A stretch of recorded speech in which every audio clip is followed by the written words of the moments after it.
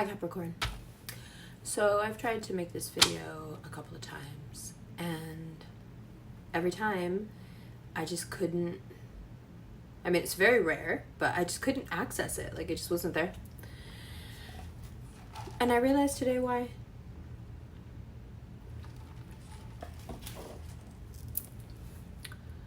This full moon has left us reeling, and getting your thoughts together, being comprehensive is very difficult right now, not because of confusion, but because of such searing clarity. The kind of clarity that feels like it's burning your corneas. And although I have tried, full disclosure, to run from the effects of the full moon by just keeping to myself, not going out, just disengaging, you know. I suppose the truths find you how they have to. So today, although very subtle, the realization finally hit me. What's this Capricorn moon about? I figured out today that things that took years for my mind to understand, my body knew from the start. My body was always sending me signals about people, about places, about goals. My instincts, our instincts, are so tied into the body. And there is something quite grounded in that way, right, about Capricorn. There's a lot of attention paid to the body, in fact. Everyone I know that is a Capricorn is very exacting about their body and can be quite critical of themselves and others, especially when it comes to the body. And that conversation, or that realization, opened up a larger conversation of why hadn't I been listening? What had turned that switch off? What could in fact be so powerfully traumatic that it would sever a connection that is prehistoric? The connection between the mind and the body. And the more I explored that, the more I realized, oh shit, here comes that full moon stuff. Okay, so I avoided it. It happened anyway. And a few more truths that I picked up that we will talk about along the way. But if you were wondering, like, what's up with the full moon reading? I just... Sorry, my mom called. Speaking of which, no. Okay, all right. So, Mercury, Venus, and the Sun are now in Leo. Welcome to Leo season. And they oppose Pluto. You know what this is? This is tension. So you may have been portraying to people around you that you're doing well economically. However, there is some financial tension getting to you, and it increases as we move into August. This has to do with dissolution of assets, or the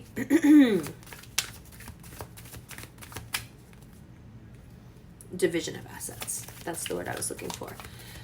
In case you are going through something like the dissolution of a business, a marriage, divorce settlements are getting a little bit out of control, there is one thing that you can do, and one thing only, and that is not be stubborn. You can always work and make that money back. If you are stubborn and you don't compromise, you risk losing more than money. Understand what I just said. Right now, it may seem, if you are involved in a situation like that, or if it comes up in August, it may seem at first that the right thing to do is to be stubborn. And if you just like hold your ground, you're going to get your way. But in fact, you need to understand that you can just work and get that back. But what you stand to lose instead of money is worth a lot more, and you'll regret it. So the mindset you want to have when it comes to Mercury, Venus, Sun opposing Pluto, I can always make it back. chill. Don't get worked up about it. And the body's going to tell you too. Like I was just saying, the body's going to tell you, no, this isn't right. Don't do this. Don't get involved in this. Or don't worry about this. Or you know what? Even though I have a point and I should say no, my instincts are telling me that like this bitch has something on me. Just say yes and get out of here. Like just trust your body because it's trying to basically get you away from Saturn's wrath as it goes retrograde. Whatever we've put in, we're getting out. So if you have been in any way shady, you know, it comes for you. It comes for you. Now, some of you have an air sign in your life and they're like really bothering you because their attitude about life is just, it's like, even if they're just doing their own thing and they're nowhere near you, just them existing in this way with this spirit just bothers the fuck out of you. And I think I know why. I think it's because in August especially, but just in general, people like this irk you. I think it's because they poke holes in the system that you believe is law.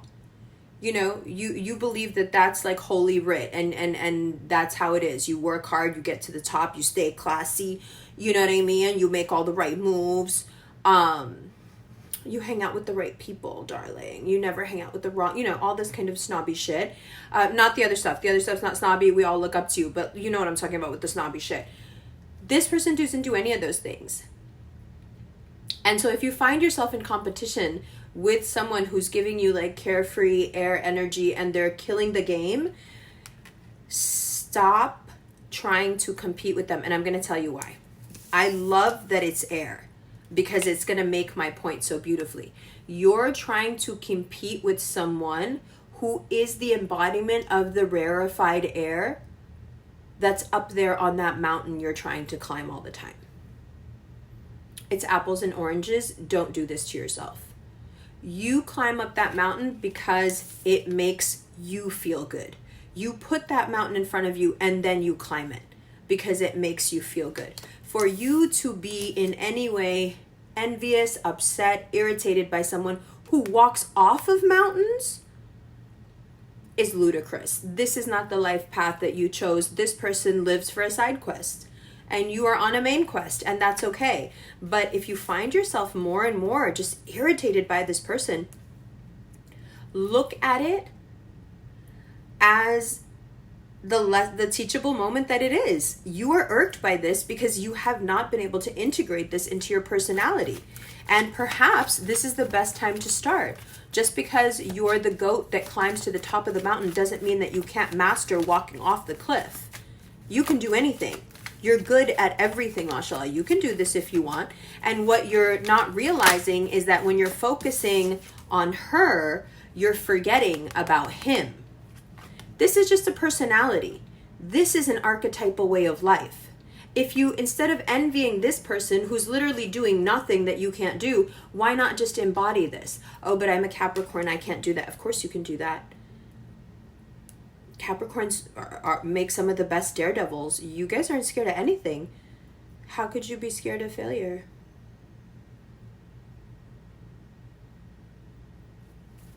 Okay. Now, Venus is going to make things irritating. Tings. I have an accent when it comes to like 3 words, okay? So, like, I think we're doing really well. For an immigrant who wasn't even born here, I think we're doing really well. Venus makes things irritating because you feel blocked. You want something new. Even if you're in an established relationship, you're just like, you're bored, you're blocked, you just want, ooh, you know? And of course, it's fire season and you will get your chance, but this chance is like an expensive chance you're taking.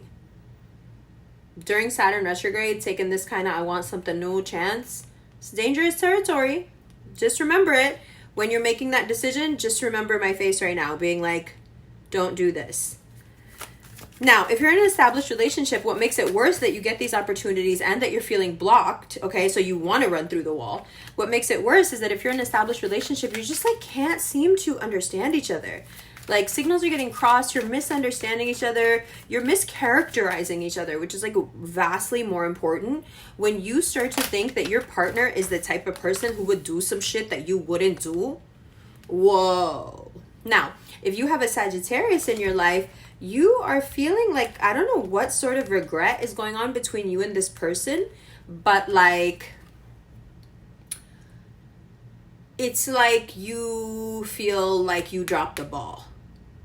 And it's like you don't know how to get yourself out of this situation now. Like, this Sag energy, if you don't actually have a Sagittarius in your life, this is a very like, let's do things now. Let's be who we're gonna be tonight. You know, this type of shit. This is Gemini Sag axis shit. And you are you. Beautiful, steady, gorgeous, rich, we love you, but you're you. This is something else, right? So either this is you in a Sagittarius, like, it's just like, I think they want you to be a lot more impulsive than you can be, or this is that Sagittarian energy, that Jupiterian energy, where the Jupiter in Gemini right now, that's really fucking irritating you, going back to this woman with the sword, the lady with the sword from earlier, the broad with the sword, that lady, you know, Jupiter and Gemini energy, they've gone right to the top and then poofed into this rarefied air, and it's all happened right in front of you, and perhaps you've been working diligently all your life to reach a point that they just kind of blew past just now because of what happened with Jupiter, and it's so annoying. I got you. Now, back to this Sagittarius energy. Either this is a person, like I said, in which case you feel really regretful, and just in general, connections are strong, but there's something like amiss. Maybe it's the retrogrades, but you can't seem to get things exactly the way, like, you're so that person that wants to make the puzzle piece fit. So this is more frustrating for you than most, right? Now, the first 2 weeks of August, we have this full moon weirdness carrying over heavy. And the only way right now that you genuinely get to have a good time, romantic or not, is if you schedule it, because it has to be so solid in your schedule that you don't cut it out and then go deal with something crazy. Like, it can be very hectic first 2 weeks of August. I've found that the first 2 weeks of August are hectic no matter what. August is pre-September to me. I don't know.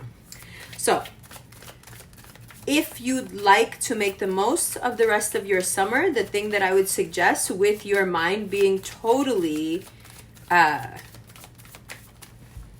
am I losing my words today? I think it's the heat. It's so hot in New York.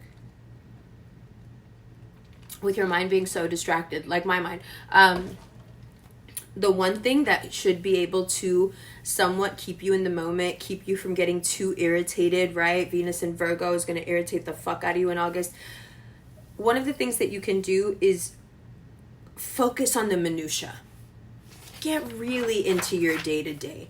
You know, relish, like, the fact that you're having your favorite creamer with your coffee, or that you get to go to your favorite spot after work, or whatever the fuck. Like, just check in with yourself every day where you do at least one thing that makes you feel really, really good about just being you and being in the moment. It should go a long way in counteracting how irritated you are. Now, another thing about this irritation, I think it has to do with a sense of competition, but also self-loathing. Now, hear me out. I know this is an incredibly risky conversation to have with you, but I do feel like it's only fair for me to do so because of the cards that came up, but also because of the vibe that I feel off of you.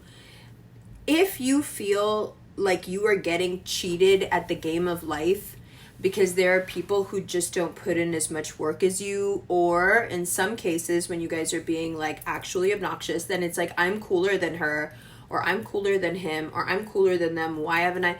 When you get into that space, which is very possible around like neurotic weirdo full moon, it's, if you're not completely at ease with who you are and haven't been taught through constant reaffirmation, love, affection, reassurance that who you are exactly the way you are is more than enough, then your personality plus what happens when we don't attach properly, plus the climate and the world we live in, this creates a person who is not only at odds with themselves, but quite often finds themselves at odds with everyone around them, even if they would genuinely like to be close to them, because there's certain things that are always going to be triggers, because you are so keyed into a system that right now has complete control and power over our world. If you were keyed into a system, like if capitalism was like some niche small cult, right?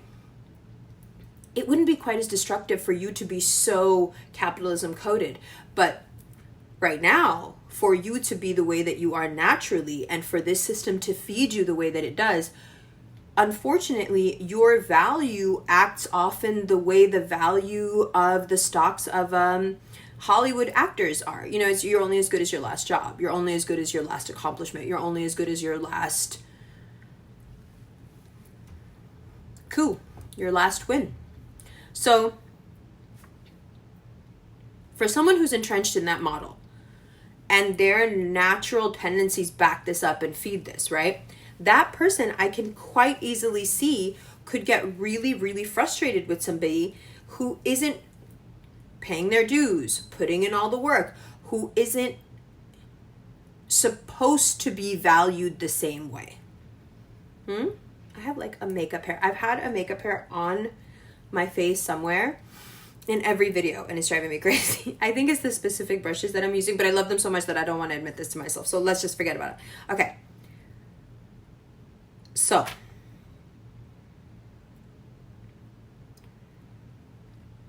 when you're that keyed in to a certain way of living, you're going to inevitably hit a wall. And this is the part, if you're thinking like, she's not saying anything controversial, I don't know what she's talking about, this is the controversial part.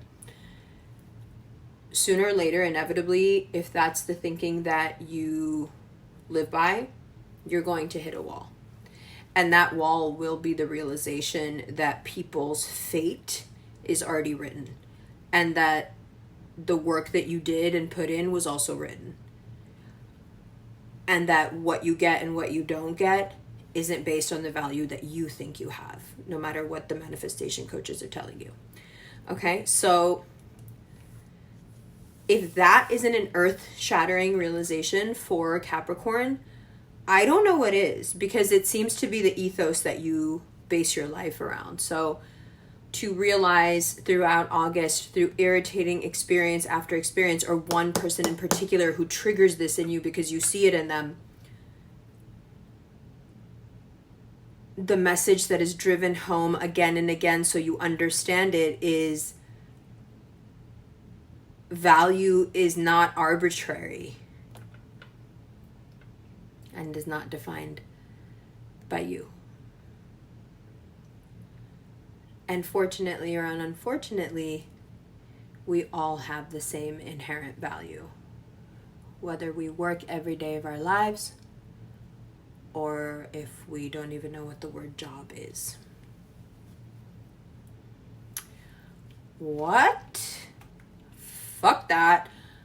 I've been working my whole life, and that's what affords me, and that's why I am who I am. Right? Absolutely. Of course. Agreed. And we all love you for it, but it doesn't make you better. And the only reason I say so, I don't have to say it out loud. What's the point of saying something out loud like that? The only reason I say it out loud is because when things don't pan out and you don't have it reconfirmed to you that you are indeed better, your world starts to unravel. And that's not healthy. It's better to just understand that no matter what we do,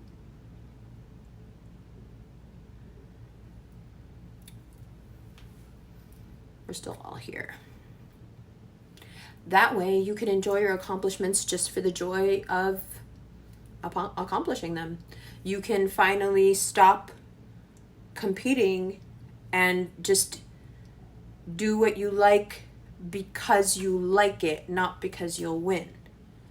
You know what I mean? But that only happens when you first realize deeply, perhaps painfully, that you can't be better by doing more, knowing more, dressing cooler, did not change the price even a tick. That's heavy. Let's look at these cards. Let's do your preview. And then the extended will be on Patreon as a single purchase in case your country doesn't allow subscriptions, as a subscription on Vimeo and through a PayPal link. And there's also a link for personal readings that look like this. Love you. Oh, and the readings are about 10 minutes long. Hi, Capricorn. Welcome to your extended preview. Let's talk a little bit about Cap rising, your 6th house. That's Gemini, Jupiter. Now, along with this, just remember that for most of August, Mercury is retrograde. So, what does that mean? Well, it's time to make up the time. Anything where you have been not slacking, but you just didn't have the time to give.